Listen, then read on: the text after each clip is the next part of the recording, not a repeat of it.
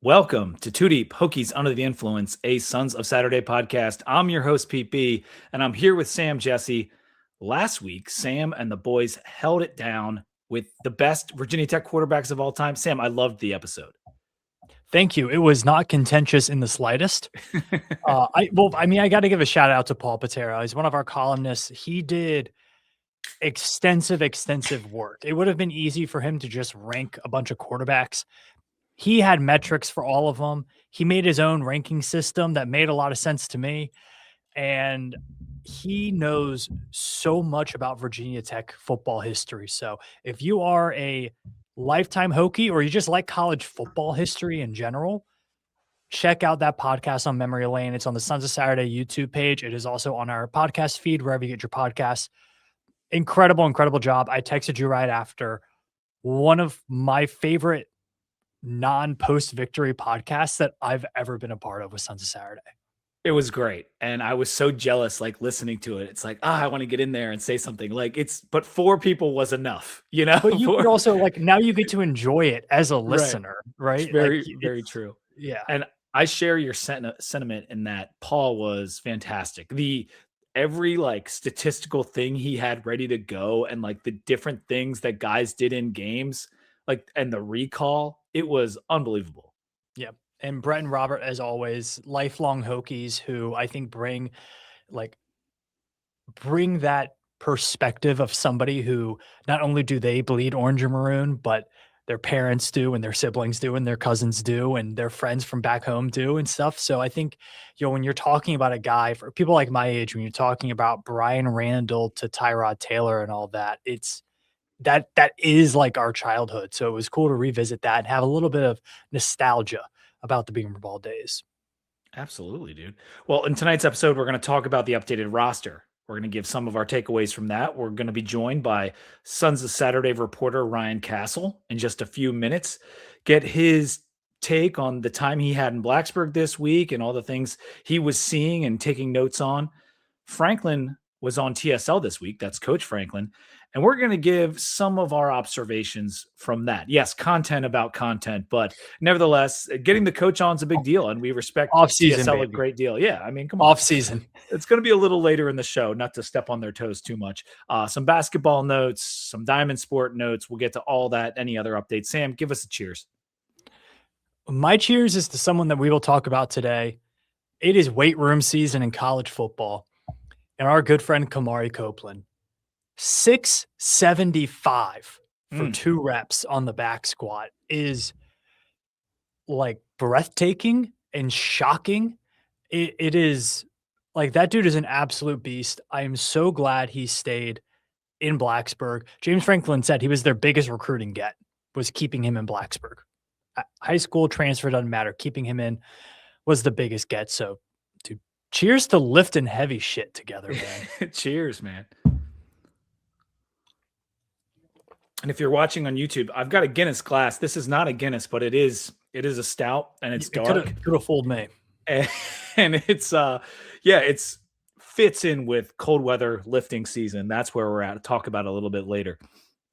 Football roster update. Oh, like and subscribe if you're watching on YouTube as well. Follow Spotify and Apple Podcasts, but please like the video and subscribe to the channel if you haven't already.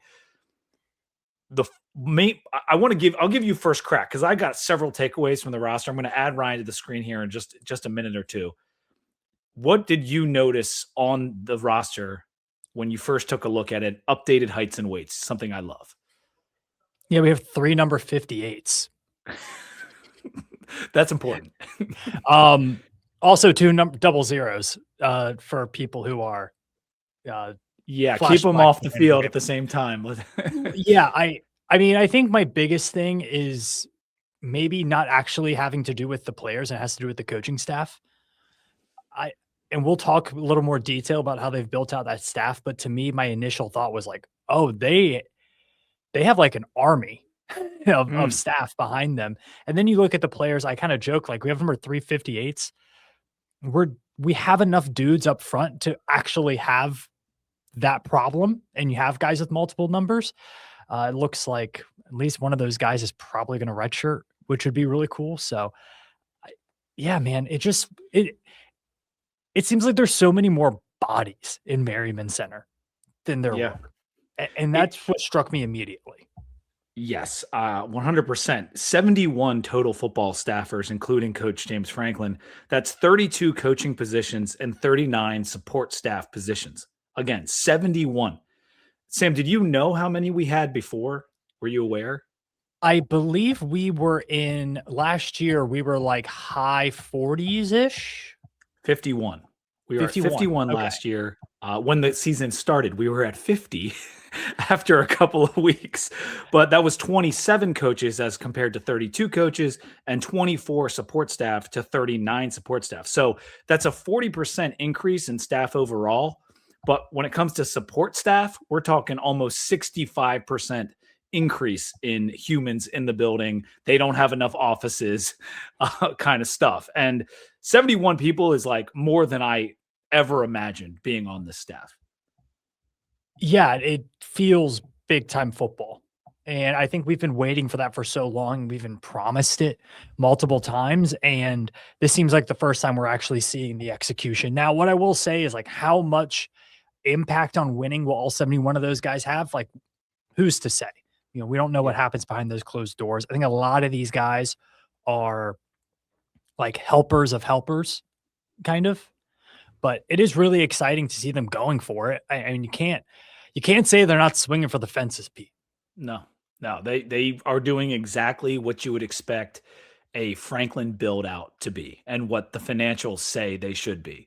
And so at this time, before we start talking about some of the player observations and then get into what happened in Blacksburg this week, let's add Ryan Castle to the screen. Ryan Castle, welcome to the show. Sons of Saturday reporter, writer, boots on the ground guy. How you doing, man? I'm doing great. How are y'all doing tonight? We're feeling good. I don't know if you're a drinker. Oh, you got a little something in the cup. Whoa, you said, oh, I don't know. Pete, the first time you met Ryan was at my tailgate. That's he true. Brought over a massive container of Jello shots. That is correct. Now that you say that, you just hit me with a memory, Sam. That was a long day at the office for us that day, but you're right. And I have been in bars with Ryan now that you mention it, but just to clarify, he is drinking a little something over there. Sam and I are enjoying our libations, something we enjoy here on the show. And for your first visit, Ryan, I love the fact that we have some access that we and Sam couldn't be at, and that you have that special information with regards to what happened like in the locker room and the assistant media availability. I want to get to that in a second. I was looking at the O-linemen on the roster, and by my count, we had 11 guys that were 310 pounds or more. 310 pounds is a lot of weight for an offensive lineman. You might know a little something about that, being a former collegiate offensive lineman yourself. This is the most in the last 5 years that we've ever had over that weight, and the second most ever. 2020 was the last time we had 10 or more guys over 310 pounds. Now, offensive linemen need to move, but in my head, that seems like a good thing. 100%. You need to be able to move people. You need to be able to move, but you need to be able to move people as well. And you do that with your size and the mass of it. And we'll get into more of the stat stuff here in a second, but it's something that Matt Moore called out. It's like the depth of the room. And when you talk about depth at offensive line, a lot of that comes physically. It's why you don't see a lot of freshman offensive linemen playing. They're just not big enough and they're just not strong enough, right? A lot of these freshmen are like, I came into college at like 260 pounds, and that was at the Division III level. And I couldn't play because I wasn't big enough. I had to bulk up to about 280, 290 before I could really play and physically feel like I could hit somebody and move somebody. And so it's an absolutely huge deal. And it, again, speaks to the depth that's being built on this roster right now. Yeah. So last year, if you want to go back to the year, like in terms of that, and there's more guys, like I think the total amount of scholarship linemen on the offense that I counted was about 18, but that doesn't even include a couple guys that haven't enrolled yet. In terms of the guys that were over that weight, it was 11 men over 310 pounds. It includes a guy like Justin Terry, some of the other transfers, and so many of the guys that James Franklin brought in. And it fits with Matt Moore's vision of beefing up that offensive line, Sam. Yeah, and you need to, because we're going to run the ball a whole lot. You don't have a very mobile quarterback this year, and presumably next year as well with Grunkemeyer. So you got to be pretty sturdy up front. And, we talked about the coaching staff kind of making its way to big boy football. You say 11 players over 310, correct? Yes. Okay, so if you were to, I haven't done this amount of research. I don't have that time on my hands today. But if I were to go and pull the roster for every power conference team and see how many have 10 plus, it's probably not a lot, but I'm going to guess a lion's share of them are in the SEC and the Big Ten.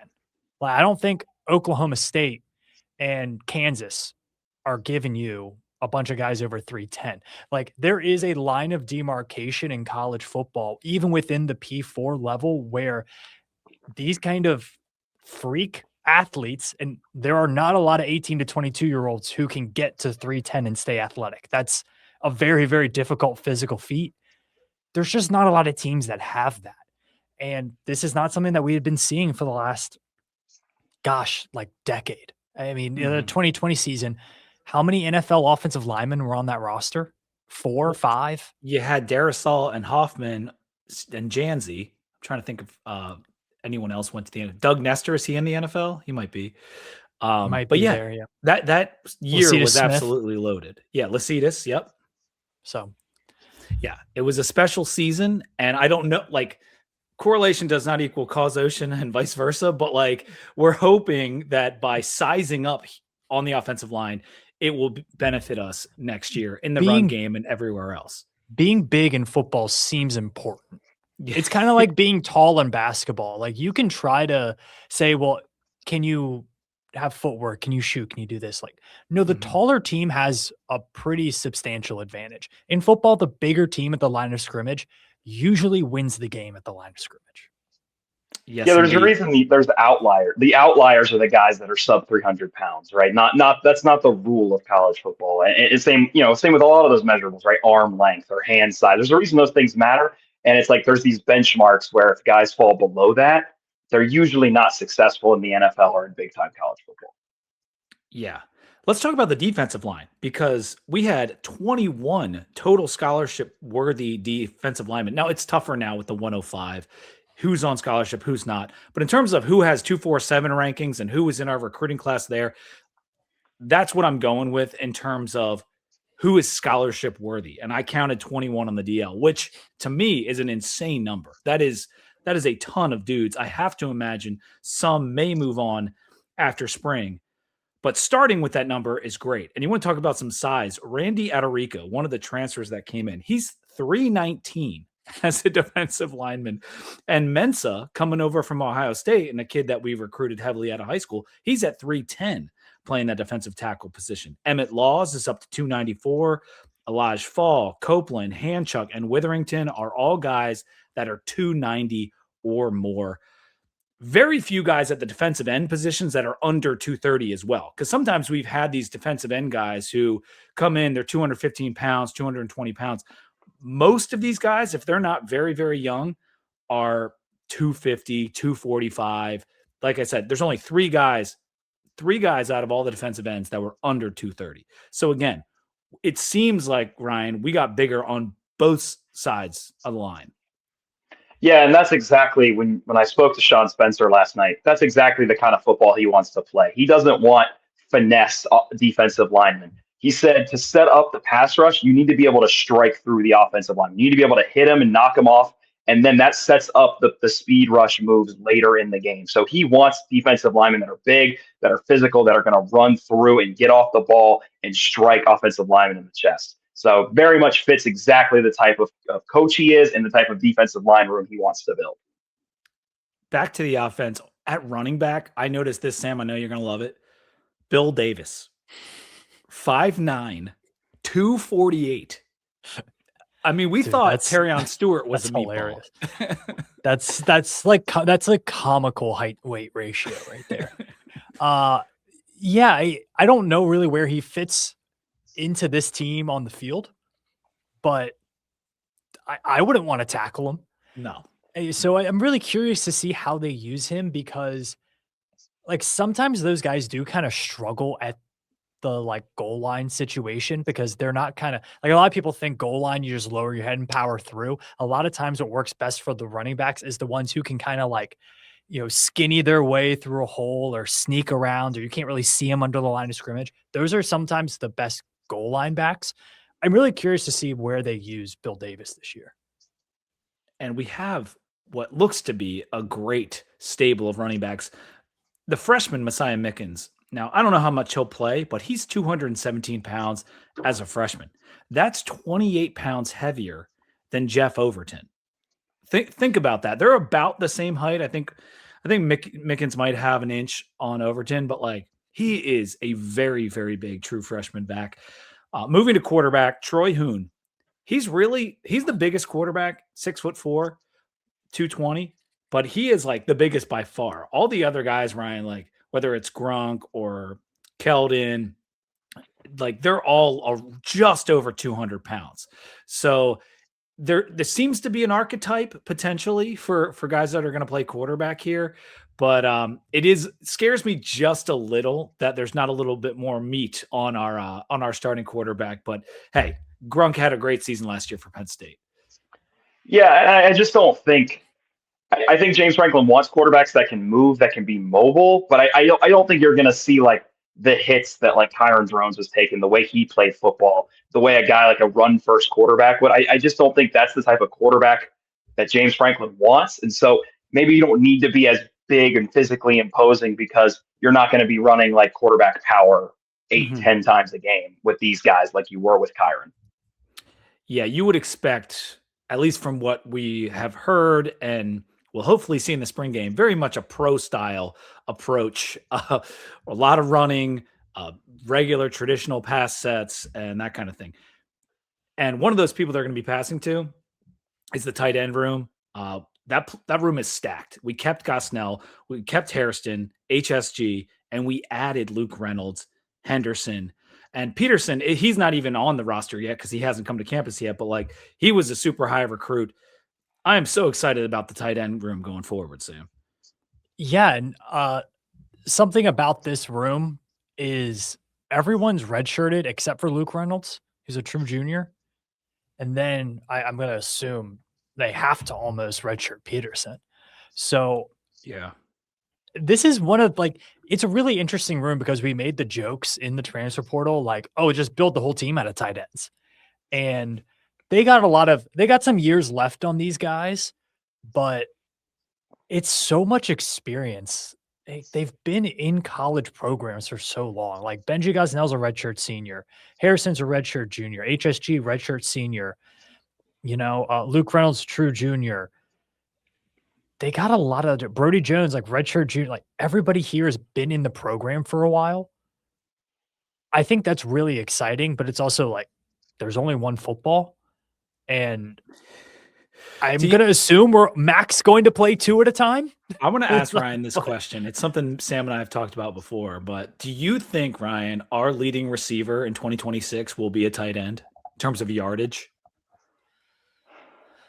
I mean, I don't think that's a bad bet to take at all. I think there's good value on that for sure. I think just when you look at Ty Howell being the tight ends coach and also the offensive coordinator, that's certainly going to be a position that's featured. When you look at Penn State offenses throughout the years, tight end has been a position that's been featured heavily. I certainly think they're going to be used in a variety of ways. I think you're going to see a lot of different types of personnel packages with them, a lot of different formation things they can do with them. So I think they'll be able to be versatile formationally, which I think is how you win and how you leverage opponents, is just by out formationing them more than anything. Let's talk about the wide receivers. There's a little bit more of a question mark when you look over this room on the roster. Outside of, I think, Green and Keyshawn Brown, like they seem reliable to me, at least in my head. They're reliable targets for this upcoming season, but it's a really, really talented room. And one of the guys that popped up here is Exenor from Penn State, someone that you talked about in a car video, I believe, Ryan. Yes. Yeah, Jeff Exenor got me fired up. Just the physical body type. Someone commented on that post and said AJ Brown 2.0. Not quite there yet, but has that kind of body type, that big, lean, strong, just that big wide receiver body. And he was throwing up 275 on the power cleans in the weight room. And when you see the cleans of that level, wide receivers, that explosive position, right? Exploding off the ball out in and out of breaks in your routes. Exnor really impressed me. He's still a young guy. The consistency is always going to be the question with young wide receivers. And I think that's what the spring is going to be all about. There's so many options. There's so much depth. And Fontel Mines told me last night, the cream's going to rise to the top. And there's a ton of options at the wide receiver position. And I think the consistency, right? Sakai Heath, he came back. Like, can he fix the drops? I think all those things, I think consistency is going to be the key thing to look at. Who can come in and day out and put up the most, consistent performances day after day. For sure. And you look at Wiggins and Brody and Peterkin and Cam Sparks. You mentioned Takai Heath. The talent is there. And we've had a talented room for a couple seasons now, Sam. And guys that have left, and Jalen Lane and Ali Jennings, and it hasn't quite materialized. Well, we haven't gotten to see them on the field, has been part of the issue. And, Aiden Green, we've had kind of like 1 year of him really as the guy at wide receiver. And we had other issues in the passing game other than Aiden Green. Mm-hmm. And, Brody Adams and Chance Wiggins have been hurt for 2 years now. And so in many ways, you're like, we know these names and we know they've been in Blacksburg, but we also haven't really seen them play. And then you combine that with a guy like Exenor, who is pretty raw coming from Penn State as a transfer as well. And you're like, man, there's not a lot of competitive snaps in this room, even though you have guys who have been in college for a while. Mm-hmm. So that's really interesting to me, because if this was an offense I was going to throw the ball 40 to 50 times a game, yes, obviously you need consistency, but there's not as much pressure on, you can't drop this one because you're only going to get 2 or 3 targets a game. You have to, when that moment comes and your name is called, this offense is going to absolutely need you to be ready. And you have a lot of guys who haven't been in those situations. Are they going to be ready? Now, what I think really does help them is Grunkemeier's maybe best ability as a quarterback is accuracy. And so putting the ball on the numbers or putting the ball right in the hands in the breadbasket when you need it, I think that's going to help this wide receiver core that, although is not young, is relatively inexperienced. Yeah, and that's why I asked Ryan the question about the tight ends, because whether it's yardage or catches, tight ends are going to be there, like in that conversation with Green and Brown. Like Brown should put up some numbers, but what do we get for us with Overton out of the backfield? Mm-hmm. I mean, we saw him in that game. It was a Florida State. Florida State. I completely forget that Florida State game happened, by the way. We try. But you can see what he can do out of the backfield as a pass catcher. You have that. You have the tight ends. You're going to run the ball mostly. Like, I don't really know how many opportunities some of these guys are going to get. So interesting to see who rises to the top of that table. Absolutely. We've really struggled in the secondary last year, but I'll be damned if I don't love our corners and safeties when I look up and down this roster. Like, there is plenty of young talent and a good mixture of vets in there as well. Some guys that we grabbed out of the portal, but just guys that we kept. Ryan, to me, getting like a Josh Clark back, bringing an IBM back, like this is a unit. Tyson Flowers, someone that Coach Franklin recently mentioned. Should they, in your head, improve a ton this year? Yeah, I think secondary is a position where continuity and reps and building confidence and all those things, like that's super important to that position. It's, again, a position that young guys can struggle in from a physical standpoint, like we were talking about with the offensive line, more of a mental standpoint. Corner and safety in the secondary is such a mental toughness position to have the confidence. If you get beat on a route, being able to get back, next play mentality. And I also think this secondary the defense is going to be more complementary this year. I think there's going to be more of a pass rush. The linebacker play is going to be better. So when the front seven improves, the secondary improves by nature, and vice versa as well. So I think all those things are going to work in tandem together, and I'm excited to see how Brent Pry approaches that. And again, I think it's a testament to Brent Pry, like these guys that did come back that believe in what Brent Pry is going to do with this defense.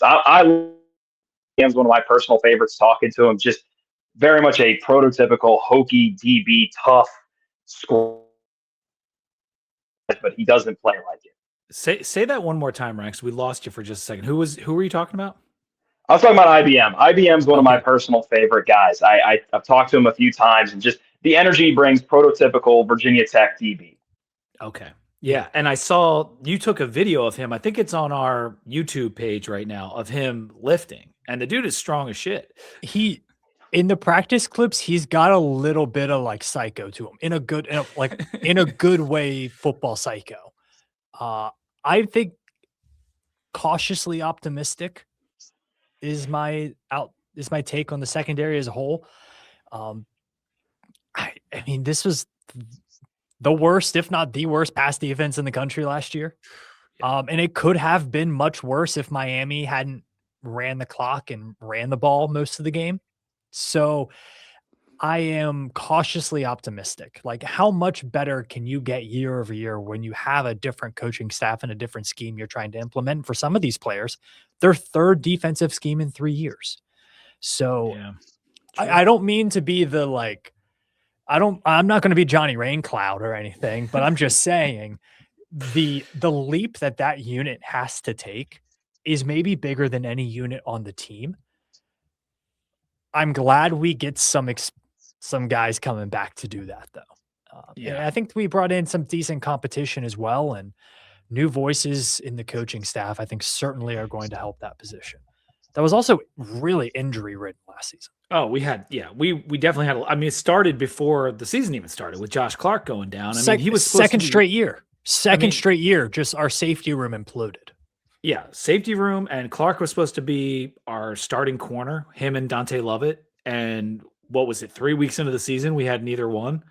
And so it was a tough year from the start. Now, Ryan is working on some articles that are detailing his adventures this week in Blacksburg, but obviously he's here with us now. So we're going to get him to share some things. We talked a little bit about the weight room already.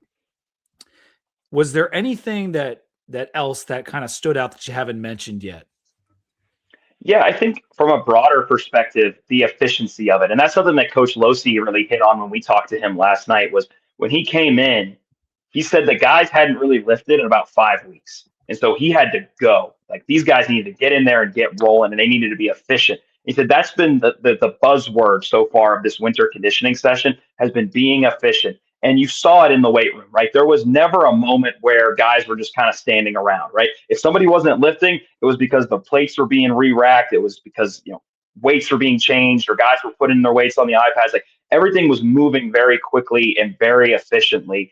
And I think those things do translate to the football field. The attention to detail, right? I noticed in my college career, the years where we were more focused, more efficient in the weight room, those little details and being efficient and moving around and hustling around. And again, the little things matter, all those cliches, they do transfer over to the football field. So it was really great to see. And then the camaraderie as well. This happens in every weight room. This is not special to Virginia Tech. Everybody gets hype on max days, but it was awesome to see the guys supporting each other and see early on who might be some of the vocal leaders. And Marcellus Hawkins was the guy who stuck out to me there. He was at every rack, seems like every time somebody was lifting, he was there supporting, being loud, being vocal, supporting his teammates. So it was a great environment. Made me miss the weight room a little bit from my college days. Felt like a winning weight room when you were in there, hopefully. Now, Yes. Ryan, this is very important about the weight room. Did it look like big time college football? Did it sound like big time college football? And most importantly, did it smell like big time college football? Luckily, the smell wasn't too bad. I did not notice too bad of a smell. But on max days, you're not really working up like a huge sweat because you're just doing like one rep every 4 or 5 minutes. They're not like running around. They're not doing like, big big reps or anything. So, but it overall did look like it, right? Like, I posted that video of Kamari Copeland. He's obviously going to be the poster child for the weight room. But I think overall, right, you'll talk about Bill Davis. Bill Davis was lifting at the same rack as an offensive and defensive lineman. Like, you saw some of that where like, okay, yeah, these guys are strong. Jordan Bass looked smooth and explosive and strong with what he was doing. I'm interested to see where he might fit in on this defense. We just talked about the secondary. So I did see a lot of really encouraging things from that. And again, we're early, right? This is winter. Like these guys have been lifting for, only a couple months at this point. They're only going to get more explosive and stronger as they continue to work through this program into the spring and into the summer. And when we report to fall camp, I think that's when we'll really be able to see the fruits of what Coach Losey and what Coach Bird are doing in that weight room right now. Yeah, it's funny to think about someone like Jordan Bass and Sherrod Koval, two very highly recruited kids coming into high school that end up coming back to Virginia Tech after not coming to Tech the first time, and they're still here. And maybe last year in and out of the lineup with patchwork stuff going on, they could contribute like that. And that's why when I look at that safety room and that corner room, it's like, that's why I got excited, because there's a lot of untapped talent in there still. Yeah. And something you talked about, Ryan, you used the word smooth, talking about Jordan Bass. Chuck Losey, the strength and conditioning coordinator for the Hokies, used the word fluid athlete. And I think that's so important because there's a lot of college age guys who have nothing better to do in their life and can get really big and really strong. There's very few that can get really big and really strong and maintain a level of agility and athleticism and conditioning as well. I mean, these guys aren't only lifting plates. They are running like heck. They have to keep their cardio up. They have to keep their agility up. They have to keep their flexibility up, which is also important when you go to injury prevention. So it's really important to lift heavy. I think it's also important to create complete athletes. And I think Chuck Losey has a very good idea of what that looks like. That actually is a good segue, Sam, because we're going to move to the assistants. And he was one of the ones that Ryan had a video of that's been posted to the Sons of Saturday feed. But all the assistants except for the coordinators were there, correct? Like Danny O'Brien, Sean Spencer, Losey, Midget, Perry, McKenzie, Matt Moore, and others. I know you can't talk to everyone, but who did you get to chat with? Any major takeaways for you? I actually did get to talk to everybody. It was great. I was able to move around it and at least get 2 or 3 questions in with everybody. I wanted to at least get my name and face out there with everybody, start to build those kind of relationships and get an idea of what this staff looks like and notice some commonalities and the culture that's being built from the top down with James Franklin here. And I think that's the number one thing that stuck out to me. And obviously these guys are media trained. They're going to say the same things a lot of the time, but I also think it speaks to the culture they're trying to build. And the number one word that I kind of came out with was competition. And we've hit on it in a bunch of different ways throughout when we were breaking down the different position groups, but they wanted to increase the level of competition on this roster. And right now, I think trying to prognosticate or predict any depth chart or anything is ridiculous. I think spring is going to be a huge, just open competition. And I think these coaches right now, Danny O'Brien hit on it. I asked him, how are you going to balance the reps between these 5 quarterbacks? And he's like, yeah, we got to get creative. We got to find different ways. And it's going to be about mental reps and trying to keep that thing balanced so they can evaluate and develop these guys. So I think those conversations were really interesting. I'm interested to see if we do get the access to be on the field for spring ball, to see how that actually looks and who's getting reps and how they're dividing those things up. Because that's what spring ball is really about. It's about trying to get as many reps as possible for as many guys as possible, so you can really take stock of what you have in this roster. It's a young roster overall. So I think there's going to be a lot of learning about what these players are capable of come this spring. When I'm looking at the list of guys that you could have talked to, like Coach Chaos jumps out. You said a little something about him. How was engaging with him? Like, how did that feel? Yeah, we talk about how Coach Franklin has kind of a big presence. Sean Spencer has just an enormous presence. That is an enormous, strong, both from a physical standpoint, strong, but just an emotional person. And he talked about Brent Pry a little bit, and I thought that conversation was interesting. He said, we see the game the same way. We align with what we do. And that's another thing that stuck out to me, the alignment. It feels like everybody on this staff is really on the same page with what they want to accomplish. There's good alignment just philosophically with what everyone wants to do on this staff. So Coach Chaos hit on that, and loved hearing from a few of these guys, because Coach Chaos has NFL experience, how they're translating that to college. Coach Chaos applied it to Kamari Copeland. I asked him about that, and he said, I'm trying to teach them how to be a professional. It's the day in, day out grind and understanding what that looks like. There's Nick Perry as well as a guy with NFL experience. He was with Coach McDonald in Seattle a couple of years ago. And so really interesting to talk to those guys and hear how the pro experience is coming into this program as well. Yeah, Anthony Midget, another one that played a ton and honestly doesn't really have that much college experience outside of being a Hokie on the 1999 team. And it's great to have a guy like that back because he's seen the program at its finest. I'm excited about Anthony Midget. Did you have a chance to talk to him? You said you talked to everybody. Yeah. Yes, I did. Yeah. And so I talked to Coach Midget, and the two questions I asked him, the first one was, why is it important to have alumni around the program? And he really hit on, it's great to have familiar faces around. It's great when these guys come back, they understand he kind of hit on it as it's a bridge between what the program was and what the program is now. And I also asked him, the big word of the offseason has been reestablished, right? There's been some controversy around that in the national media. And so I asked him, so as someone who was here when it was established, what does reestablishing it look like? And he immediately said, it's about getting back to what Virginia Tech was, playing winning football, not beating ourselves is what he said. And reestablishing what that brand and what that identity of Virginia Tech has been. And so I thought that was a really good way to answer it. And again, it's reestablishing, meaning it had to be established at some point, but correct. And yeah, we might talk a little bit more about that when we get into Franklin's comments, because he was asked about it on TSL as well. But I think most people understand what it means. I think we haven't been very good in a very long time. Quick go ahead. Message on Coach Spencer, Coach Chaos, as he's also known as. He says he wants his defensive line to play like a pack of wild dogs, which is awesome. Do you guys know much about African wild dogs? I think you're going to tell us, Sam. Yeah, they're pretty awesome. What they're most known for is they have the highest success rate of any land-based mammal in hunting. Some packs are up to 90% success rate. So like 70 to 80 is the most normal range. That's the highest of all mammals. Second place is cheetahs at 55%. Rip Coach Cheetah. Wild dogs, Bill Connolly, success rate. that's where we're at right there. A pretty high success rate.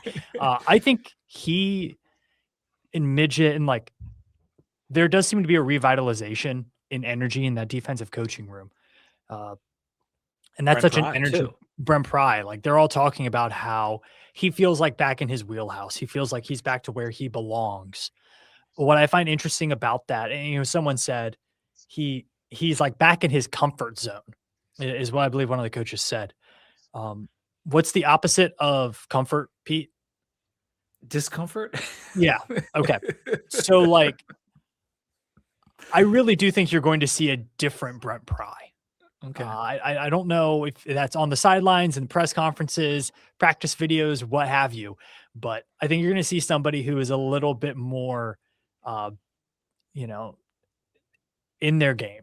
I think the opposite of comfort for Coach Pry is standing there with the notepad, taking notes while we're getting our butts kicked. I think that is the opposite of comfort for him. Yeah, I'd agree. Anything else from the coaches that you want to mention? I don't want to step on, the articles and stuff that you have coming out, but anything last couple things you want to share with us? Yeah, I think just a couple of things I'll hit on here. Norval McKenzie, got to talk to him, the running backs coach, one of the, external hires that doesn't have that immediate connection with James Franklin, wasn't at Penn State or anything like that. It was really interesting to talk to him and get his perspective. He's hit on a couple of these guys. I asked him about Jeff Overton.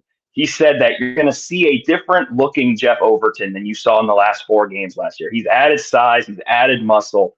And so I think that's really going to help him. And like you hit on earlier, he's kept the speed, right? That's been important. They wanted him to add some size, add some muscle, but keep the speed. And Jeff Overton says he feels great at that weight, and the home run hitting ability is still going to be there.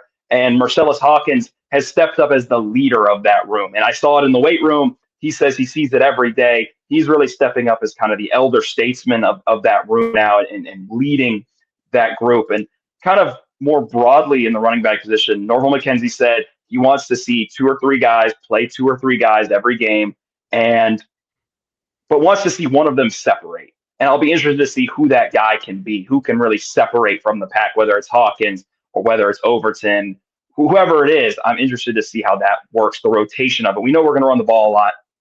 Who's that going to be? Who's going to be the bell cow, so to say? It is so nice to be getting Marcellus Hawkins back. With how badly last season went, sometimes you forget how good he was, or even forget that he's coming back with all the James Franklin news, like kind of overlapping everything. But Marcellus Hawkins is going to be a very important player for us next year. I cannot wait to watch him play again. Okay, Pete. 2-3 months from now, magazine episode. One of our favorites of the year. June, baby. Do you think Marcellus Hawkins' name is on one of those All-ACC teams in any of the magazines? I think he's got to be in at least one. I would expect him to be on a third team somewhere. Yeah. Because some of the bigger names. Is Mark Fletcher back? Did he graduate? I'm trying to think of like who else in the ACC, because I believe Fletcher was he was an older player. I don't know if he's graduated yet. Didn't the kid from Michigan transfer to Georgia Tech? Kid from Michigan transferred to Georgia Tech. He'll be up there. Another Haynes, right? Yep. Got to keep a Haynes. The lineage must continue. So there are some contenders. I hope someone knows ball enough to throw Marcellus Hawkins on, especially after they listen to this podcast and hear how we're hyping up the offensive line and the new size. We got to get Hawk on one of those lists. Any last notes from you, Ryan? And we're going to say goodbye so we can move on to some TSL stuff and some basketball stuff. Any things as you go here? Yeah, I just overall want to say how great of an opportunity it was this week to be in the weight room and to talk to the staff. That kind of access was really great, and I think I'm really excited to. Right now, it's all talk, it's all words. I'm excited to see how much what they're saying translates to the field when we kick off spring ball here in a few weeks. Yeah, that's well said. And you're going to be a huge part of the summer and next season for Virginia Tech fans as they continue to see you and your work on the Sons of Saturday. We really appreciate you taking some time out of your night. I know it's been a busy week. Get those articles written. I think one is maybe out or coming out tonight, Sam? Yeah, there's a lot in the portal right now. Okay. That's a post-podcast to-do list item. All right. Yes. I won't put any pressure on it, but they're coming soon. So keep your eyes peeled, your computers ready for the articles. If you're listening to this, it's going to be on the website. Okay. All right. And yes, follow Ryan's work for any of the updates that we'll be having as we move through spring ball into the spring game. I cannot wait to get down to Blacksburg. Ryan, I'm assuming you're going to be there for the 66,000 people that are going to be in the stadium that day for the spring game. Absolutely. I'll be one of them. I'm excited. Yes, sir. All right, man. Thanks a lot. We'll talk to you soon. All right, buddy. Thanks, guys. See you later. Peace. You did. Yep. All right, Sam. Let's take a moment to mention Roback. I got the wrong thing here. Hold on. So many. There we go. Roback. You guys know Roback, the performance activewear designed for those who crave activity. They put out an awesome new polo. It's got the traditional VT logo, which you can see right here over my shoulder, with a Virginia with a maroon background. I love this new polo they put out. I think it's called like the Virginia Tech Hokie. It's got a very simple name, but it's the new release on roback.com. Use code 2DeepVT to get 20% off your order. If you've already used it, use your spouse's email, use a boyfriend, girlfriend, grandmother, mom, dad, whatever. Make one up. You can go to Gmail. Make one up. They also have like toddler stuff as well. Toddler and little kid stuff. My nephew is in a Navy Roback sweatshirt this weekend. Oh, so fancy. They got the little kid stuff as well for all of you new parents out there. And they put out like some color block hoodies as well. Like they have a new set of hoodies where it's like half one color, half the other color. Yeah. So a lot of new stuff, always new stuff come from Roback. Use code 2DeepVT to get 20% off your order. I also want to mention what's on the screen. Buy us a beer. It's not a Patreon, but it's similar. Buymeacoffee.com/2deep. You can donate to the show. It's just a tip jar. If you enjoy the show, you want to send us enough beer money, please do. Someone posted in there just last week. It was $10 and it was, this is for Coors Original. This is designated specifically for Coors Original. Coors Original. Yeah, I like the So- specificity. Thank you. So we're going to get some golden grenades when we're down at the spring game and enjoy. Oh yeah, man. I wouldn't expect anything different in Blacksburg. Sam, what are you drinking tonight? This is the last of my pack of beers from Wild East Brewing, Wild East here in Brooklyn. This is the Patience and Fortitude, a Czech style Pilsner. Comes in the cool black and yellow can. It is giving Steelers vibes, which I don't like very much, but they do pretty good cans. It's a very simple Czech Pilsner. If you're just looking for a beer that tastes like beer, here you go. That really pale golden color, really beautiful color to it. Has good flavor. Awesome, dude. Sorry, I Thank didn't you. mean to interrupt you. I have a North Carolina one as well. That's sweet. To kind of cover the whole household. But yeah, it's a solid beer. I'm not a massive Pilsner fan. Like, it's not my favorite style of beer. So the fact that I'm drinking this and enjoying it, I think gives it maybe a little extra leg up. It's probably a 3.5. It's not my favorite beer, but if you want a lighter Pilsner beer with that like slight bit of honey flavor that goes to it, this would be a really good one. Again, I'm not sure about their distribution, but if you're up here in New York or the tri-state area, or you're up here at any point and you just need a beer to go with food, maybe like this would be a great beer to go with your burger and fries. Yeah. So, Pilsners are perfect for that. That's that Wild East. So if you're up in New York, Wild East, got to find that one. I'm drinking something from Virginia. I've got a Hardywood, and because it refuses to warm up on the East Coast, gingerbread one? It's the fluffy GBS. So I just it was part of the Christmas pack, I know, but I'm not going to have a chance to really drink many more stouts. Hopefully, the rest of this calendar year, or at least until we get into next December. So I wanted to drink this one now. It is so freaking good, dude. Like this, Hardywood, the best things they do are these stouts. They're GBS, that whole family of beers. And this is in the family, but this fluffy, dude, it's the Imperial Milk Stout, spices, honey, and toasted marshmallow. I haven't had one of these in a couple years. I didn't remember it being so good. This thing's awesome. I mean, I'm very, very pleasantly surprised with how good it is. 9.2%. So it's strong, but it is so good. They have a cream ale that I think has those flavor notes as well. It might be like a vanilla, honey, and marshmallow or something. That I think they've nailed those flavor profiles. Yes, that go into the wintry beers for sure. Yeah, I think I've given the mix pack of Hardywood to various brothers-in-law, and they all love it. Like every single time I give it as a gift, they're like, those beers are really good. Like it is, it's something they do real well. So shout out to Hardywood. Shout out to the fluffy GBS. Let's talk a little bit about Franklin on TSL.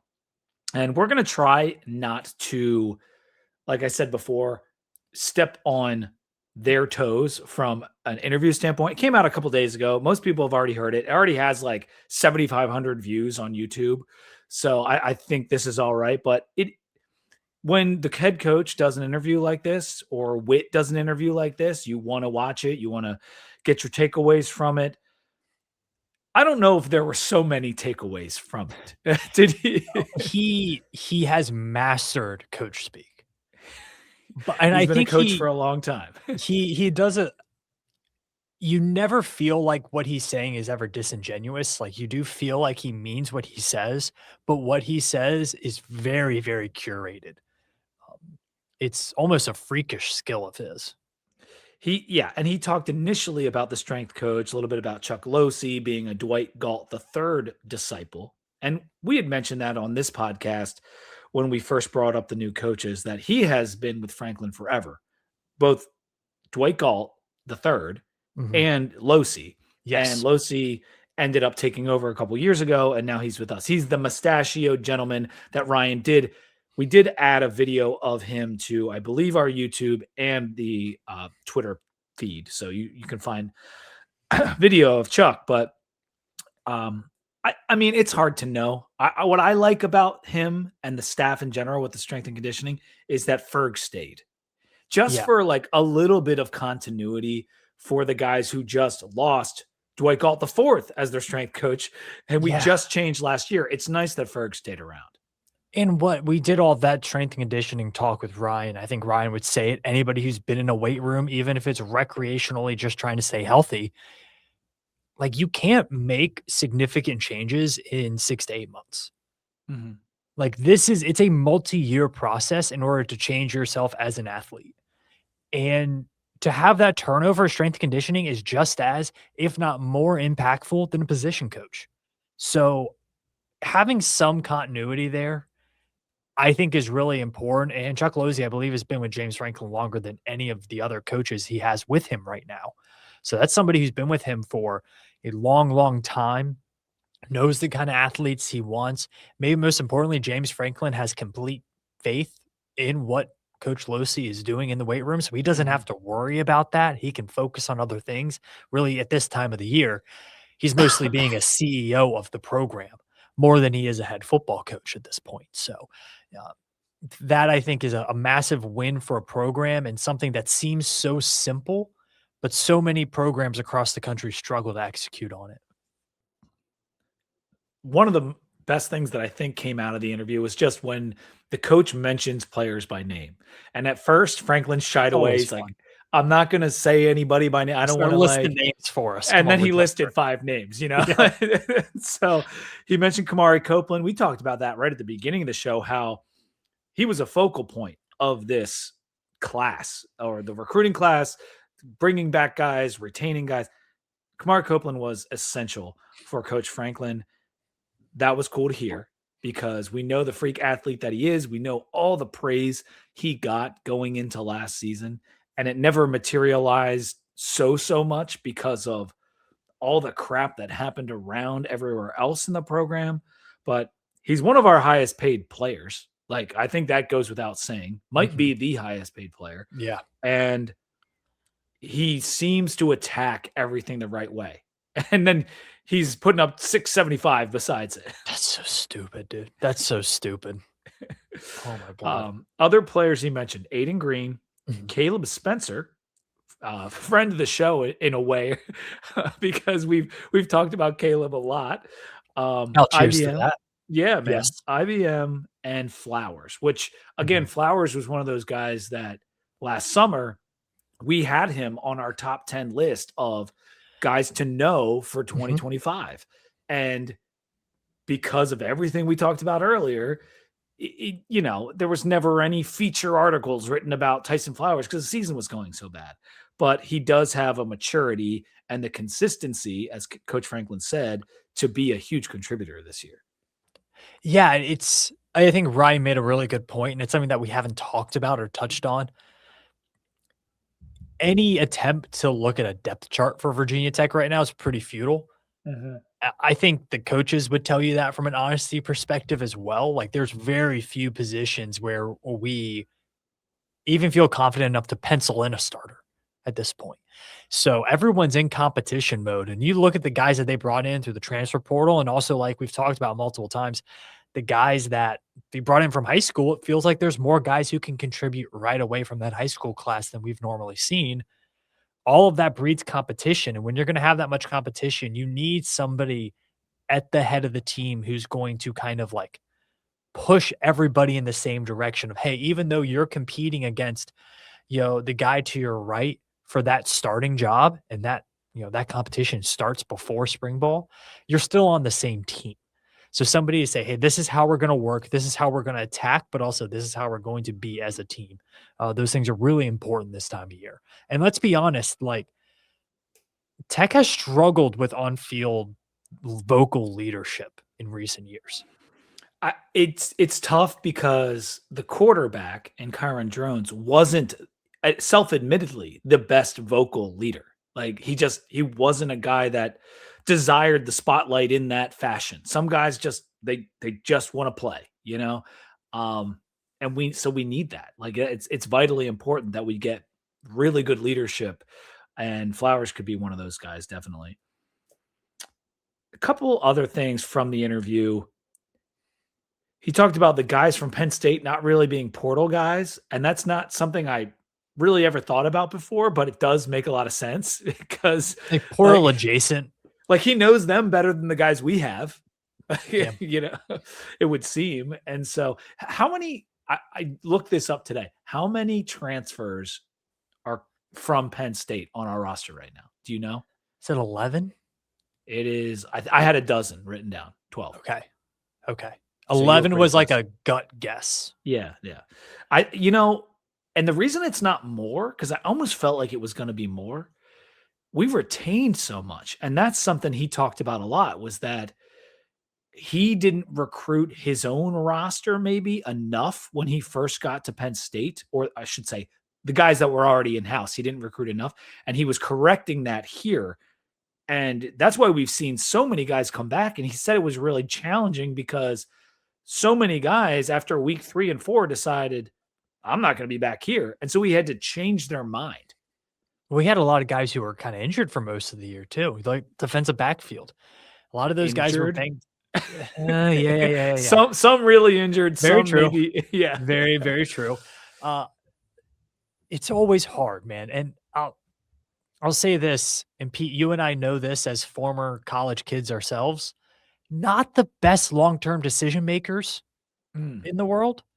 And so when you're trying to have those conversations with those guys, I can only imagine how difficult that is for a grown man who's seen it happen time and time again, to have that conversation with a kid who feels like they're on top of the world and invincible, and no fault of their own, but that's got to be a really tough job for a coach. I almost imagine that being infinitely harder than recruiting a kid out of high school or a player from another team in the transfer portal. Agree. And how they did, like, I'm really shocked at how many they kept. Can we play the flip side of the same quesadilla? Yeah, I love this. Love quesadillas, right? I'm really hungry. I haven't had dinner yet. Do you feel like this is more of, and the answer could be both, Virginia Tech ponied up the money, got the staff, got the environment around the players to keep guys in the boat, or they didn't have that many suitors because last season was so terrible and they didn't have great film? You know what's interesting about that is I think there are always suitors for talented guys. For example, Caleb Woodson. Did he have a good season? No, he was god awful. He's on Alabama. Yeah. So like, and I don't know what he's being paid by Alabama. He might have taken less money to go there. Who knows? But my point is, just because the season went sideways and maybe didn't play so good, if you have a pedigree of any kind, like you're a 4-star or high 3, like there are teams, if you're not a senior or super senior, that will take a chance on you. I really feel like that's the case. Now, some of it might have been that, but a lot of the guys we talked about with regard to the secondary, the defensive line, I was happy we kept a lot of those guys around. Like guys that I've seen flash either in games or guys that I thought had a lot of potential. Like a lot of those guys are still here because James Franklin changed their mind. And who would have known better of who to retain than his good buddy, Brent Pry? Yeah, I think a case study of that's like Jordan Bass, highly, highly rated recruit, goes to Pitt, deals with some injuries, deals with a loaded linebacker room there, comes to Virginia Tech, switches position, kind of has to play in the field, has some good moments, has some bad moments. He's a guy who nationally, and transfer portal is national, you'd kind of forget that he's like a crazy athlete who has a lot of pop to his game. And we saw practice highlights and we saw some highlights in season of him that looked, whoa, like this is a really promising player. I think nationally, you kind of forget that when you look at Virginia Tech's numbers and you're not thinking about, oh, we need to go grab a guy from Virginia Tech. So winning those guys over, I think, is a little bit of both. Like, I don't know if Jordan Bass had a ton of suitors in the transfer portal if he were to have gone out. And I'm not going to pretend like that matters, because it doesn't matter if you're in the transfer portal or not. People are going to contact you. but it is still a win for Virginia Tech bringing him back because of the potential. I do think for guys that haven't played as much or maybe aren't your higher profile guys, if they have already transferred once, they're gonna be less attractive on the open market, like a Jordan Bass. Like, you know what I'm saying? And I could be completely wrong about that because Kamari Copeland has transferred a couple times. But when I was referring to higher end guys that make plays, he would be one of those guys. Whereas Bass started as a reserve and then started playing. Like it's just a totally different animal. And so, yeah, there's a lot of factors that go into all that. But at the end of the day, I think that Franklin and the staff did an amazing job of changing people's minds, convincing them to stay in Blacksburg, grabbing pieces from Penn State that fit. And I mean, when you look up and down the roster, it's hard to know how good it's going to be. It looks really good. Like it looks better than we thought it was going to look. At least from my end, like I didn't think this roster was going to look as well built out as it did. I thought there'd be some position groups that we crushed, but I didn't think it would be as built out as it is right now. The reestablished 2026 thing. Talked about a little bit with Ryan.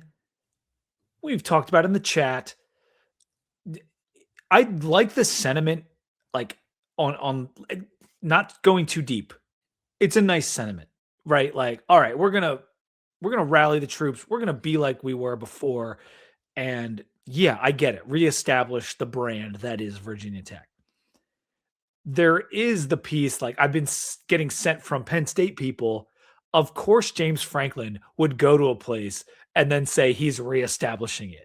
You know, like that is totally James Franklin to do something like that. But and James was asked about this on the show, and all he did was say, like, we're trying to get back to good football, more or less. Like that's what this is. That's what Virginia Tech is supposed to be. We're trying to reestablish that. And the fans have a hunger to get back to that. And that's why when most people saw the slogan the first time, they're like, that's cool. I like that. What were your thoughts when you saw it? I'm not a huge okay. Do you know who Jeremy Wade is? I'm not sure I know off first hearing his name. Half of our listeners are screaming at you right now. He's a biologist and fisherman. He hosts River Monsters on Animal Planet. Oh, okay. He's one of those. He's lifelong one hero, guys. Greatest man to ever live. Yes, all those things. In one of his books, he talks about how he and his crew, when they go on these expeditions, they have this mindset of like safety third, because if you have to say safety first all the time and always be thinking about your protocols and being safe and doing all those things, that probably means that you're not innately doing the safe things and having the good habits to be safe. So you want to be in a situation where you don't have to think about safety because it's so much of a habit and it's so ingrained in you and your team that you don't have to think about it. You just do it. I kind of view the like off-season slogan stuff as that. Like you shouldn't have to preach culture. If you're having to preach culture and have slogans all over the world, all the wall, like hard, smart, tough, or play hard or play together. Hard things together. Like if you have to constantly be yelling that at people, that probably means that they're not doing that in the first place. And so, yes, James Franklin needs to have that reestablished 2026 because Virginia Tech wasn't doing those things. They weren't having that culture. They weren't playing like a smart football team. They weren't playing like the Virginia Tech that we grew up on and loved. You can't keep having to do that though. Like at some point, it just has to be who you are. And I'm really hoping that we can see this program get to a point where we don't have to reestablish it every year, and we don't have to, always talk about, hey, we're going to play hard. We're going to do beamer ball, special teams, yada, yada, yada. Like it just is something you do. When you wear that VT football logo, you already know everything you need to know about the football team. I like what you had to say there. And I think part of me, like, I like it. I think it motivates kids. And that's what this is really about. Like, you're trying to get through to this 18 to 23-year-olds that are playing for them, it's not about me and you and what we think about the slogan. Like, it's all about what's in the building. It's all Yeah. you can't buy those shirts really, but for the Yeah. players. I think you can get like an off-kilter version from Triumph or somebody, but I get it. Every coach needs this is what coaches do. This is what programs do. They come up with slogans, they put them on the wall. It's just what football is. And that's it's all well and good. I was joking with Billy or maybe another former player of just like, so when was it not established? When you were there? But, like, when did we can trace all of this back to Billy Ray Mitchell being on the Virginia. No, I think it is important to like maybe do a little bit of history lesson for these players. Josh Pate was on the Macrodosing podcast, which is a pretty interesting podcast that Barstool has. And they talked about Virginia Tech, and PFT commenter being a Nova guy asked about Virginia Tech. And he talked about, the Virginia recruiting and yada, yada, yada stuff that we've heard for years now. It was like, he said, these kids, these 18 to 22-year-olds, if you say, hey, this is a sleeping giant, this was a program that was nationally relevant for 15 years and all, they don't know that. Mm-hmm. And it's not really talked about unless you tell it to them and explain it to them. So I think from that aspect, the Reestablished 2026 is like a good segue into those conversations with your team and letting them know what it was like. And also, I don't think, he's a very good football coach and has great pedigree, but like, I don't think you're bringing in Anthony Midget just for his resume. I think you're bringing him in because that was like the dude on one of your best teams of all time.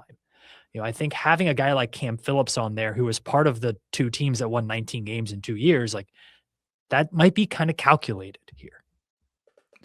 Yeah. Ultimately, like I said, when Ryan was on with us, people know what it means. You see Reestablished 2026 and you're like, yeah, I want to get back to when it was the good days. Like that's what we're trying to do. And it's just at the end of the day, like with things like this, it's not really that deep. It's like, we want to be good at football. We were once good at football. Let's do that again. And I don't think it's just respectful to the past teams in reality. It's just is what it is. We haven't been good since about 2011. We've had one really good season since then. And it's time to get back there. And I wonder what that conversation was like with Brent Pry when it's like, we're going to be putting this on the shirts. But I think it rang true to a lot of the people. Like a lot of people have connected with it, talked about it, brought it up. So it's doing its PR job at the very least. Yeah. All publicity is good publicity to a point in college football. To a point. Last thing we'll mention with Franklin in the interview, the spring game. He said he wants a packed house. He actually said he wants 66,000, even though that's over the capacity. He better be hoping for a sunny day. Yeah. We need some good weather. And it is a week later than it's been in the past. Pete, you and I are cold last year. Pete, you and I are due for good weather. We have been through the worst winter in the last 2 decades in the Northeast. Like we deserve a warm, sunny day. It was raining today. It's supposed to rain tomorrow, rain the next day. And if it's not raining, it was 0 degrees at the end of January. It dumped 2 feet of snow 2 weeks ago. It's been unbelievable. I missed a flight to California because of the last snowstorm. You're right, Sam. We need something good. The last day that it was above 60 degrees in New York was November 9th. Damn. That's not good. It's been chilly. It walked my dog this evening, 40 degrees, felt like summertime. I didn't even need my jacket. I would, after last season's spring game, I might take 40 degrees for this year's spring game, but we are rooting for a sunny day, rooting for a beautiful day. Sam's going to be running. I believe my wife's going to be running in the 3.2. Then we're going to make our way over to Chicken Hill, do a little pregame action, little live podcast from the parking lot. That's what we're trying to pull off.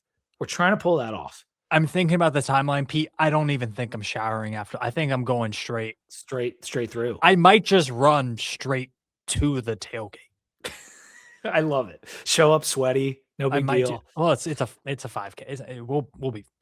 We'll be fine. Well, Sam's in shape We'll apparently. be fine. We'll be fine. It's an easy course. It's mostly downhill. But what I did like what he said talking about the spring game. He said, "I want our fans to see the style that we're going to play," which indicates we might actually run some real plays and real offense. Heck yeah, man. 22 personnel, 34 dive. Let's get it. Every single play. And then he said also it would be like a dress rehearsal for what he can expect. Knowing James Franklin just in the tidbits that we get and watching him over the months and the years that I've been watching him at Penn State, like, of course, he wants to know every detail of what game day is going to be like. And the spring game is the closest thing he's going to get. Well, kind of going back to the TSL podcast, one thing that I found really enlightening that we hadn't heard is when he was in Blacksburg for the Miami game, he said he felt kind of awkward because he didn't really know what to do. And he was meeting a ton of new people and trying to watch the game, and everyone was trying to talk to him. He's trying to watch the game. And like, he just kind of felt like, I don't know what's going on here. And it was all kind of a blur. I think for him, that's going to be a really cool moment walking out to Lane Stadium for what isn't the first time for him, but I think he's going to feel much more comfortable walking out into Lane Stadium this time than he did on that Miami game day.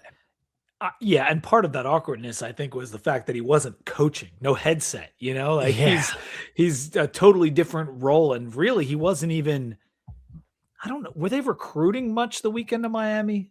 I think so. I think that was a really big official visit week for Virginia Tech. You're right. And that was also like not a game that meant a whole lot to Virginia Tech at that point, other than beating Miami at home and all that stuff. But it was like, it felt like a really big game. And it was a weird, looking back, that was a very odd game day in Virginia Tech history. Odd game day and a quite a performance when you consider what Miami went on to do. Yes. Yes. Us. Like, it was senior day as well, right? Yeah. It was, because the last game was away.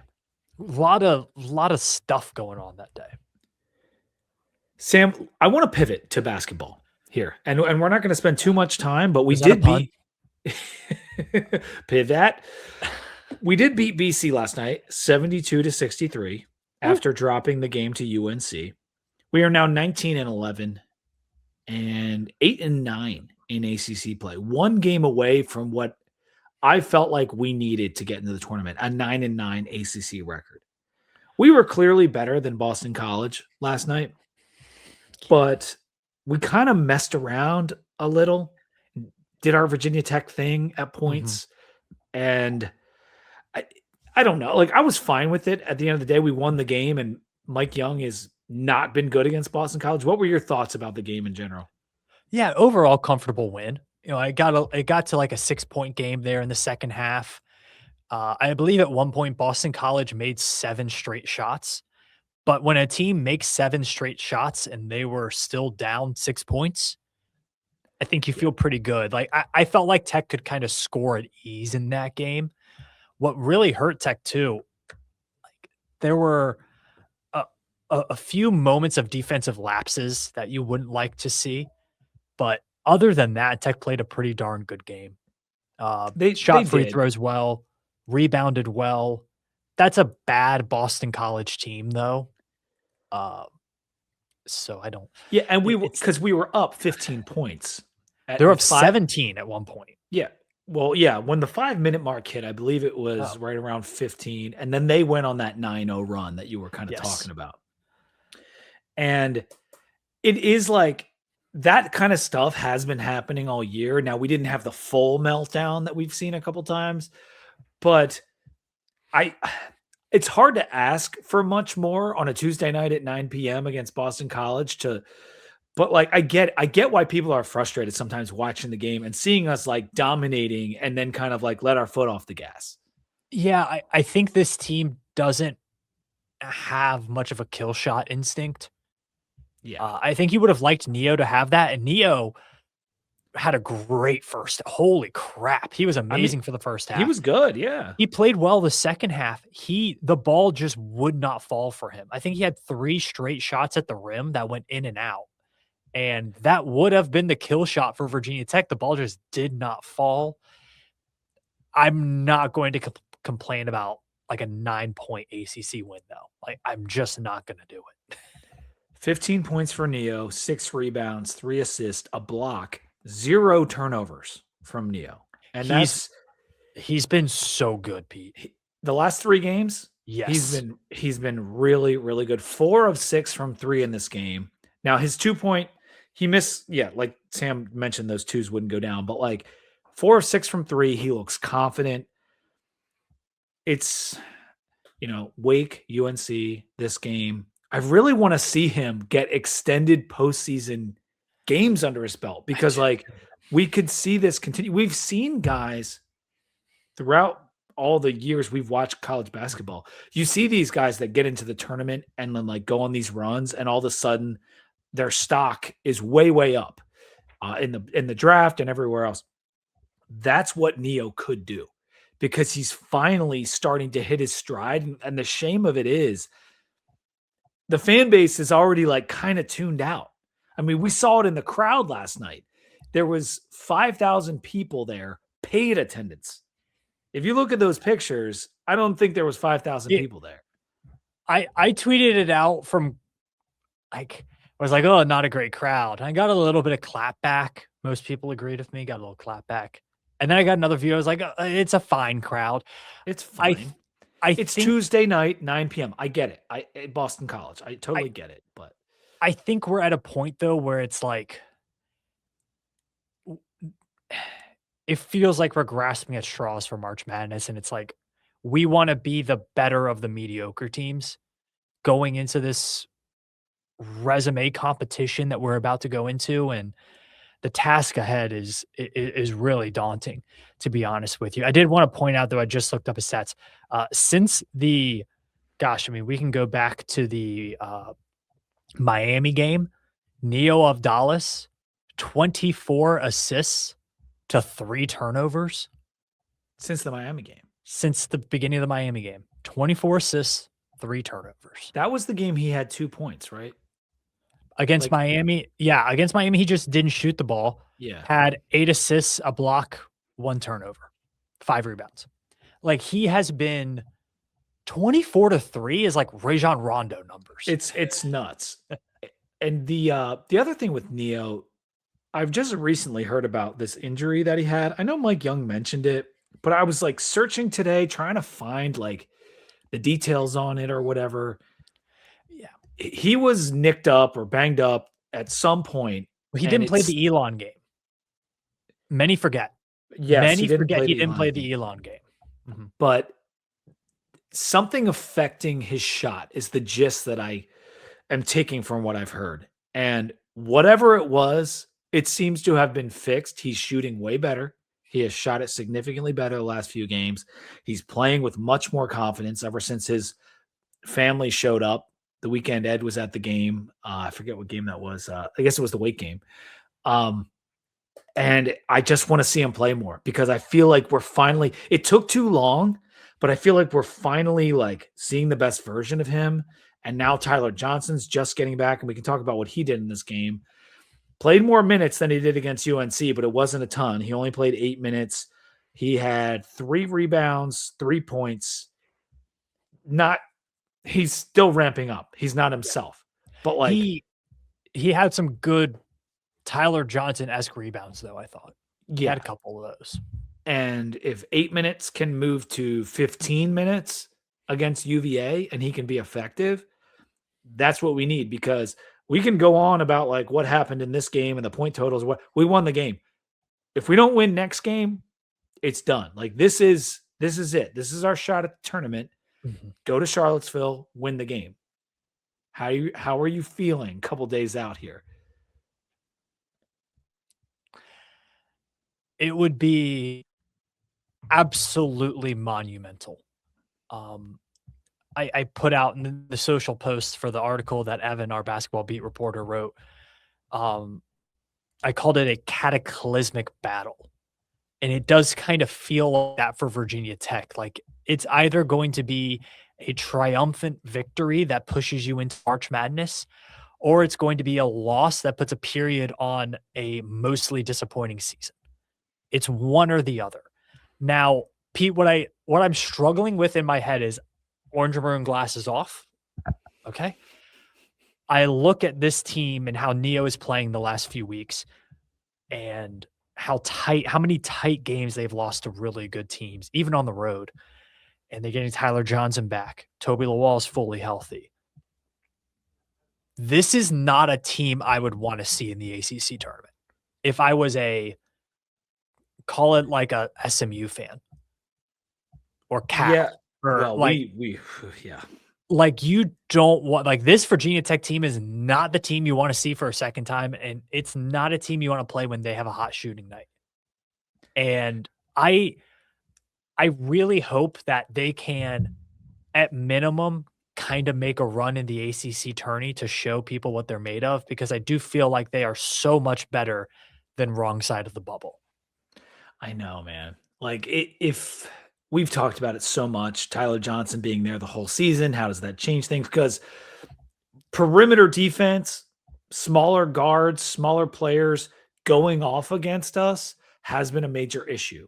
And if we had Tyler Johnson's defense, things might have been a different story in the Miami game, in the SMU game, in a lot of different games. And so, yeah, I want us to make it right and get a chance to play more.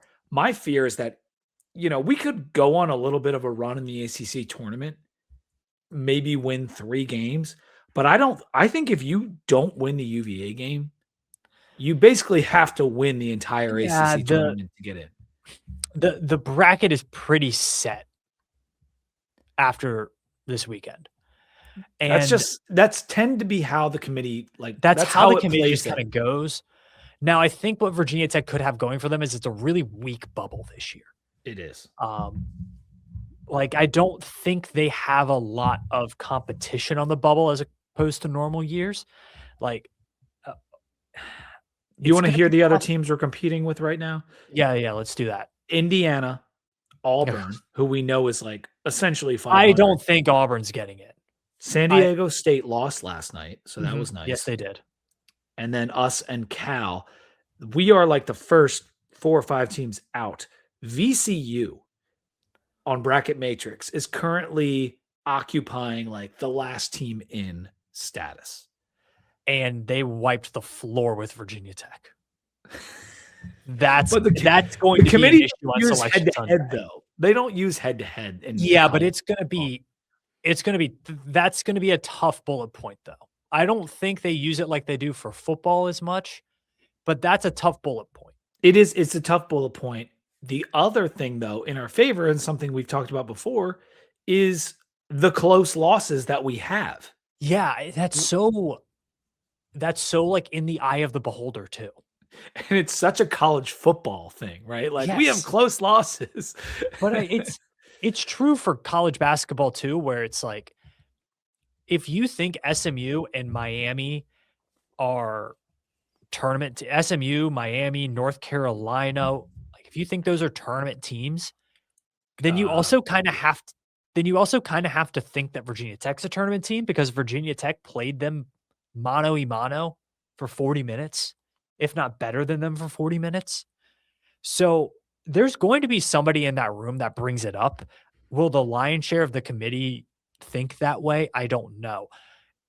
It's really tough too. Another team that's on the bubble is like Santa Clara, who I think is a good team, but playing in that conference, they don't have a lot of competition. To be honestly, VCU in the A10, outside of it's VCU, St. Louis, and a bunch of scrubs in that conference this year. Dayton's playing okay, but they've put themselves in a tough spot, and to be honest, they have no one to blame but themselves. And here we go, man. I mean, Virginia Tech in the bubble. It's been 20 years of this. This is not a new thing. We have a win over UVA at home in triple overtime. they are a top 20 team pretty clearly. Mhm. And another win against them, although while I asked Mike McDaniel about this, like, would it help if it was a different top 20 team to get it like a more diversified profile?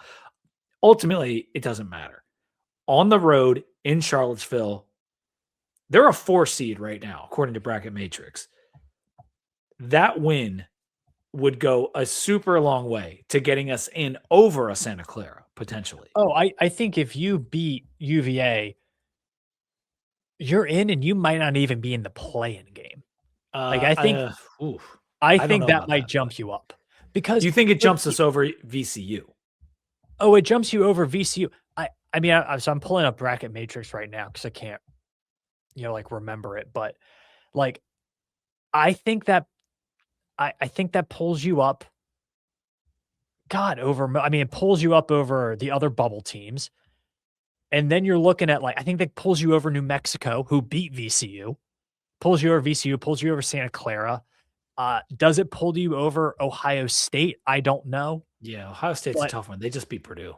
Ohio State just beat Purdue. That's the tough one there, but, like, you would have beaten the team that beat Ohio State twice. So I don't know. It's really tough. Do I see them in that 10 seed line with Texas, UCLA, SMU, Texas A&M, Dude, I'm just trying to Miami, get in. What are you Ohio, talking maybe? about? 10 seed. Give me a break. No, I mean, they gotta so you're either, like, in the play-in game or you're a 10 seed, right? No, I get that, but like, If you have wins over if you have 2 over UVA and a win over Clemson, so and you're you played okay. 12 quad 1 So you're games, not even factoring in the ACC tournament yet. You think that it the weight of this UVA win is that big? I think so. I Okay. think so, man, because in most years, I would say no. But this year, nobody else unless Texas or Ohio Teams State, aren't winning the big ones, yeah. teams aren't And they going. don't have like Santa Clara is not going to have this opportunity, you No. know? Like this is a really big opportunity for a bubble team Yeah. going on the road to play a top 20 team. Not many Team. teams have it. So we need it.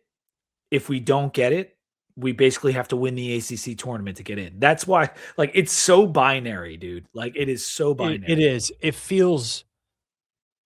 It's really freaking annoying that we're in this position. For so many reasons: injuries, close games, bad luck, some poor Poor decision play, making by players and coaches. free It's throws at the end of games. the Ugh. foul that Toby had against Miami. Like, Ugh. there's so many things you can like dissect. Boopy Miller hitting a half court shot. But yeah, Yeah. it's in front of us. Noon on Saturday. We have a chance to punch our ticket. That is the first tournament game. I Yes. should not say punch our ticket. We have a chance to No, have a let's better say punch our chance. ticket. Let's say it. Let's say it. It's a playoff game. Let's go. It's a tournament game. Let's do it on noon on Saturday. The ladies, all right, they got a huge victory over UVA on Sunday. Their opponent should have just finished. I meant to look this up. Looking it up now. The women's bracket for the ACC has already started. Georgia Tech beat Florida State, which means we will face Georgia Tech tomorrow, Thursday, in the ladies' tournament.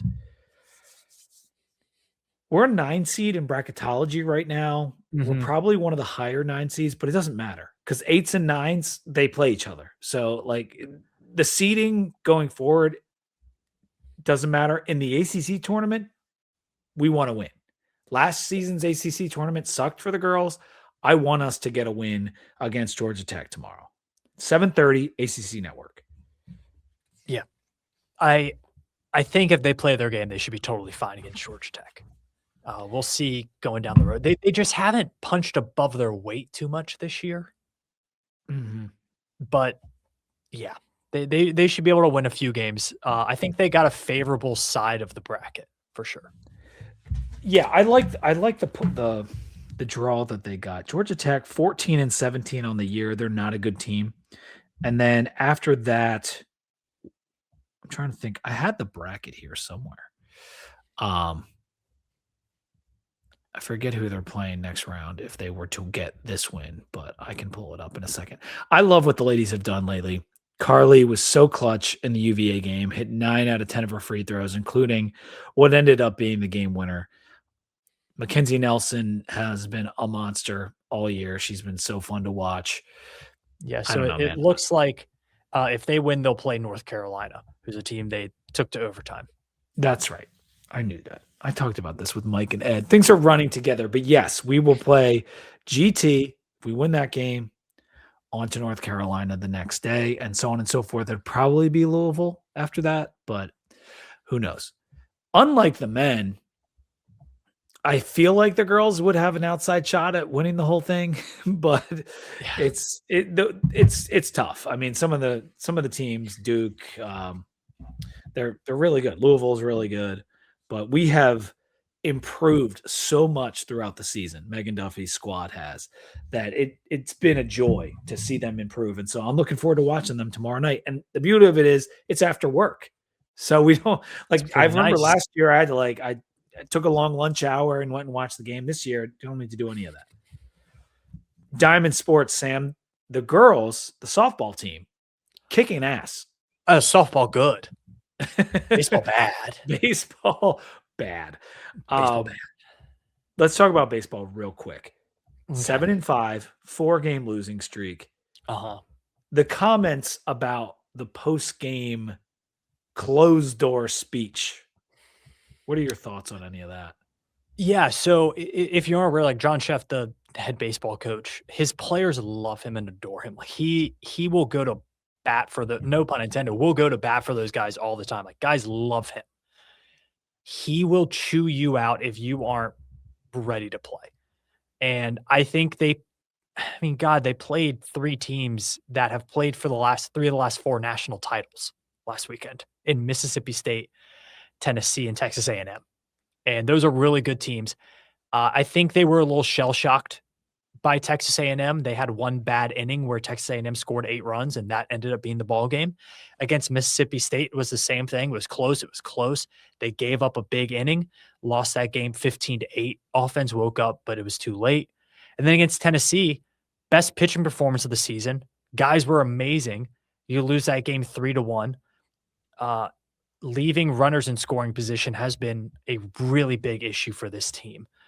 And I think that's led to the pitching maybe not having the juice that we normally see, and those guys looking a bit rattled. Guys who, like, Preston Crowell, who was an All-ACC preseason reliever, looks terrible, and they can't throw him right now. Chase Swift got beat up against Marshall, and Chase Swift had barely given up a hit all year.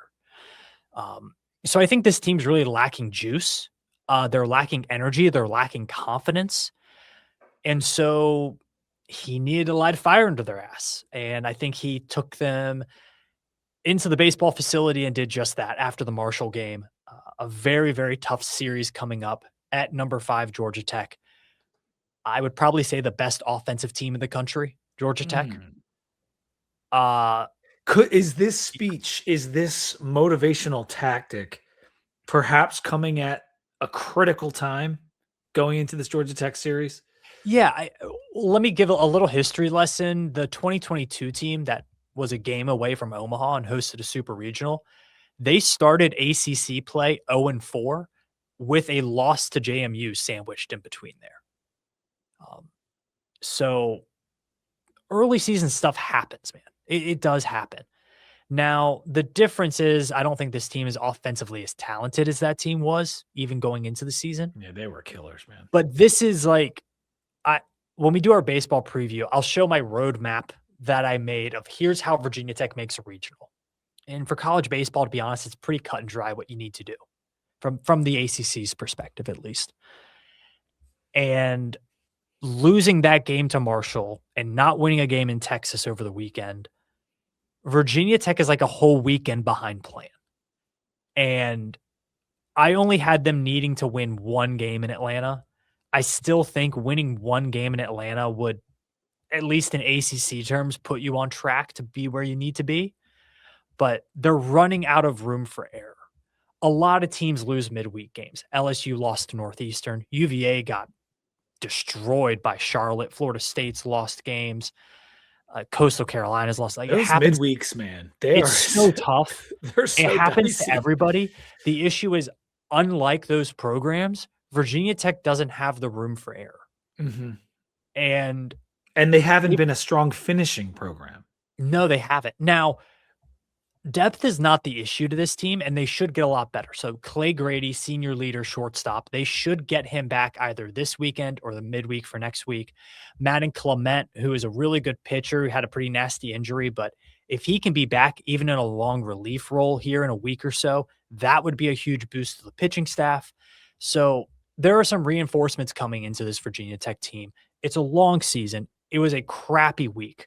I tweeted it out. They went from like one of the most promising, best pitching staffs in the ACC to one of the worst in major college baseball in 10 days. Like, it was a bad 10 days. You flush it, you move on, you see what happens. Yeah, the young kids, they can turn it around. Like, you don't. And the you good don't know what news you're is, gonna get. like, in the ACC, you can absolve sins very quickly. There's a lot of opportunities for big wins. That's true. So many good teams coming down the pike here. Let's move to softball just quickly. They're 16-2. They're ranked number 11.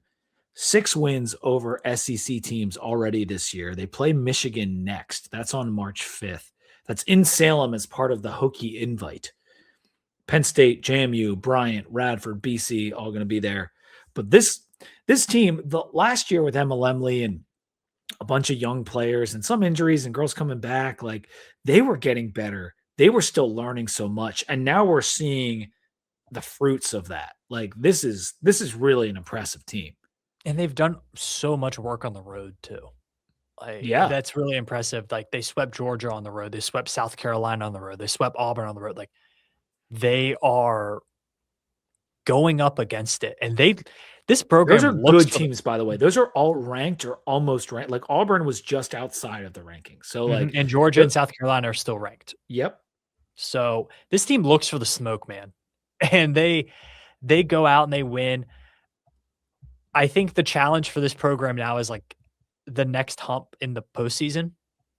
They've struggled to clear that hump, and they haven't made it to Oklahoma City yet. This team's resume is starting to look really good.